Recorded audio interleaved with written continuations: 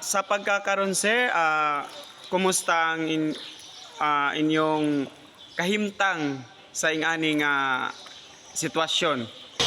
Okay lang gihapon kay ang baha mintin man ni diri sa amo. Kada tuig na agid yung baha na sa usa ka tuig kay isa magbaha pero makuha ni siya sulod sa tulo ka bulan. Usahay magsugod siya sa December until February, usahay January until to March ang baha. Pero para sa mga gihapon, okay man gihapon ang kahimtang loyo sa baha kay na magyapon panginabuhian ni among makuan kay sama sa pagpangisda. Pamasahero sa mga pampbot, magamit ng gihapon ang kuan.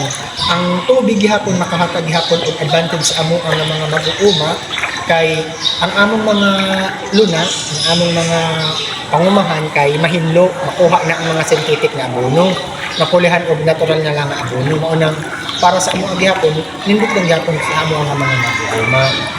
Pero ang panginabuhian ng gihapon karon, ang sentro sa panginabuhian karon kay baha is pangisda jud. Sa pagkakaroon nga dako ng tubig, unsa inyong gamit nga kuryente nga wala may kuryente karon? Karon kay wala na kuryente diri sa amo, naki-charge na lang mi sa mga tao nga na ay solar.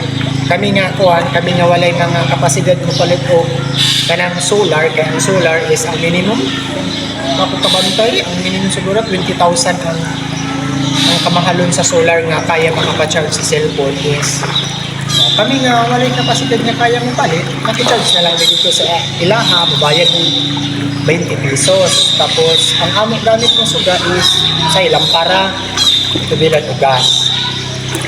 Una siya ang pan sa mga diri. May para sa suga.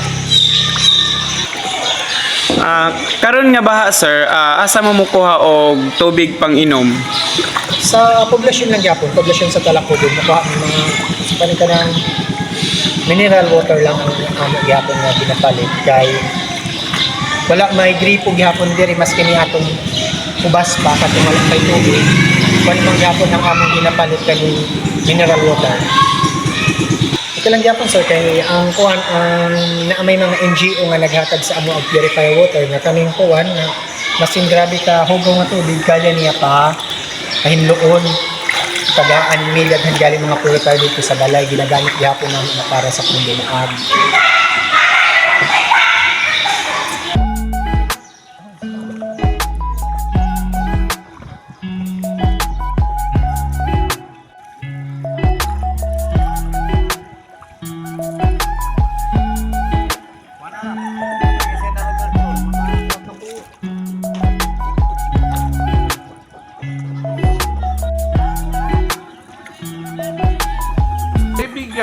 Taking into account the risk of having to live for life on the water.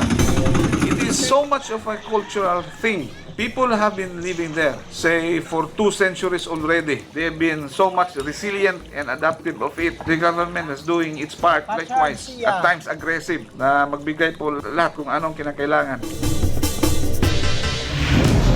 Ang sakuna o trahedya, walang pinipiling oras o lugar. Kaya dapat tayo, kasama na ang ating mga tahanan, laging handa.